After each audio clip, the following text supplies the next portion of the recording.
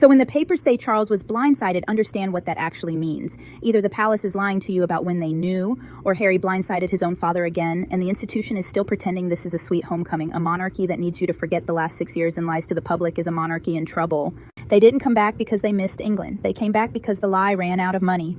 15 months ago, Harry said he could not see a world where he brought his wife and kids back to the UK. This month, those kids start a British school. That's not a change of heart. That's what he said. They told Oprah this country was racist. They told Netflix the institution was the villain. They told the whole planet they had to run for their lives. Then they enrolled the children in an English school and packed their bags. I told you they would run back. I told you they lied about all of it. I told you the second the spotlight and the checks dried up, they'd crawl home. Here they are. Horrible people, a bad actress, a prince who does what he's told by his terrible wife, and a palace still smiling like you didn't watch the same interviews they did. Thank you for tuning in. Please like, share, subscribe, and boost this video. Now back to the mess.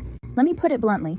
They played you. They all played in our faces. They played black audiences. They played Oprah. She deserved it. They played every person who said, finally, someone told the truth. They dragged the British public for sport. They did it while Philip was dying. They did it for a documentary deal and a book deal and a brand. Then America got bored. Harry said he couldn't bring them back. He mentioned it was really quite sad he wouldn't be able to show his children his homeland. Harry sued over security and lost. He claimed that Britain was too dangerous. Meghan told you she was silenced. She said race was the problem. Meghan pointed out that the institution was the villain and she was the victim. Then the American dream went dry. Netflix cooled off. Spotify walked. The lifestyle brand didn't save them. Hollywood friends got quieter. Invictus fundraising missed the target. The money story stopped being a fairy tale.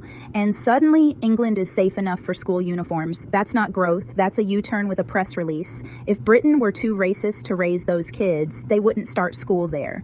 If the danger was real, you don't move them into it.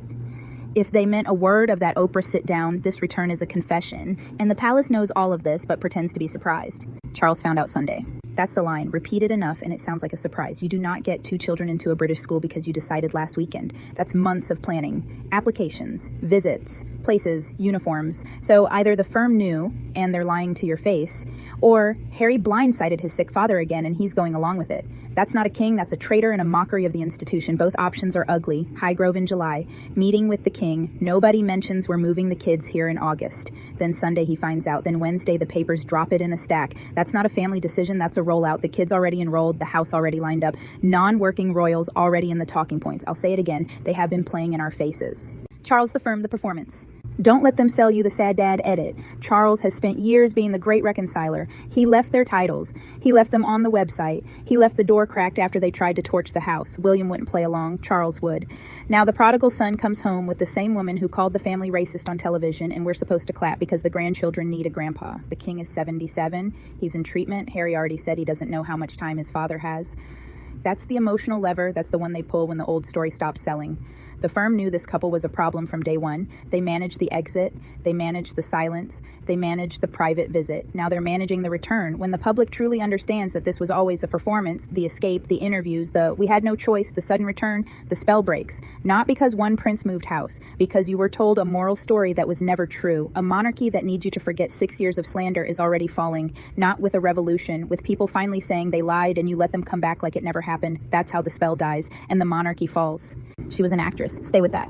She picked a role, the mixed race woman the palace crushed. She pulled on black heartstrings. She sold silence. She sold they wouldn't let me be me. She sold race when race paid. She did not build that story for sisterhood. She built it for leverage. Black of convenience, that's the phrase. When she needed the world's sympathy, she was the most famous black woman in the room. When she needs a landing spot, she's a private duchess moving the kids into an English school and hoping you don't rewind Oprah. She thought she was bigger than the program, half in, half out. The queen said no. So she took the war to TV. She lost. Now she's running back to the white institution she used as the villain, to be the polished royal she always wanted to be, without the rules she refused to follow, of course. And y'all in the comments are still trying to make the villain the victim. Stop. She wanted more. She didn't get it. She burned the family. She cashed the checks. She is coming home because the other plan failed. That's not persecution. That's a flop. I will say this until I'm hoarse. Meghan and Harry are the racists. Nobody who's tight with a racist is a good person. Jessica Mulroney, Canadian best friend, kids in the wedding, inner circle.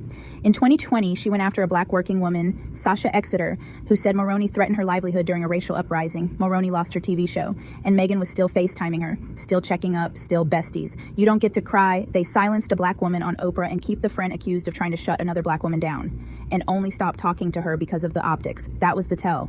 That was always the tell. If race were the principle, that friendship would have ended without being prompted, not because it was a PR nightmare. Harry is not confused.